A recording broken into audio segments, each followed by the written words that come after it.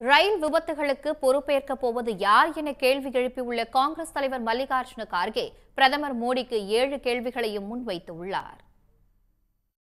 தொடரும் ரயில் விபத்துகள் தொடர்பாக காங்கிரஸ் தலைவர் மல்லிகார்ஜுன கார்கே தனது எக்ஸ் தளத்தில் பதிவிட்டுள்ளார்.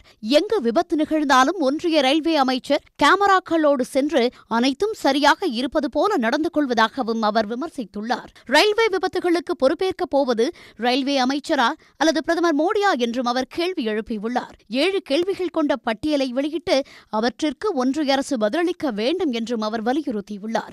ஒடிஷாவில் மிகப்பெரிய ரயில் விபத்து நிகழ்ந்த பிறகும் ஒவ்வொரு கிலோமீட்டர் தொலைவுக்கும் ரயில் விபத்துகளை தடுப்பதற்கான கவச கருவி பொருத்தப்படாதது ஏன்? ரயில்வே துறையில் காலியாக உள்ள 3 லட்சம் பணியிடங்கள் 10 ஆண்டுகளாக நிரப்பப்படாதது ஏன் என கேள்வி எழுப்பியுள்ளார். 2017 முதல் 2021 வரை ரயில் விபத்துகளால் 1 லட்சம் பேர் உயிரிழந்ததற்கு யார் பொறுப்பேற்பது என வினவியுள்ள கார்கே, ரயில் பாதுகாப்புக்கான ரயில்வே பாதுகாப்பு ஆணையத்தின் பரிந்துரைகளை நிறைவேற்றாதது ஏன் என்றும் 10% விபத்துகளை மட்டுமே ரயில் பாதுகாப்பு ஆணையம் ஆய்வு செய்துள்ள நிலையில் வலுப்படுத்தாதது ஏன் என்றும் கேட்டுள்ளார். ரயில்வே பாதுகாப்புக்கான நிதியை 75% அளவுக்கு குறைத்தது ஏன்? பயணிகள் ரயில்களில் படுக்கை வசதி கொண்ட பெட்டிகளின் எண்ணிக்கையை குறைத்தது ஏன் என்றும் கார்கே கேள்வி எழுப்பியுள்ளார். ரயில்வே துறைக்கான தனி பட்ஜெட்டை பொது பட்ஜெட்டுடன் இணைத்ததன் மூலம் பொறுப்பிலிருந்து விலக முடியுமா என்றும் வினவியுள்ள அவர் மொத்தம் 7 கேள்விகளை பிரதமர் மோடியிடம் முன்வைத்திருக்கிறார். ரயில்வே துறையின் குற்றங்களிலிருந்து சுய விளம்பரங்கள் மூலம்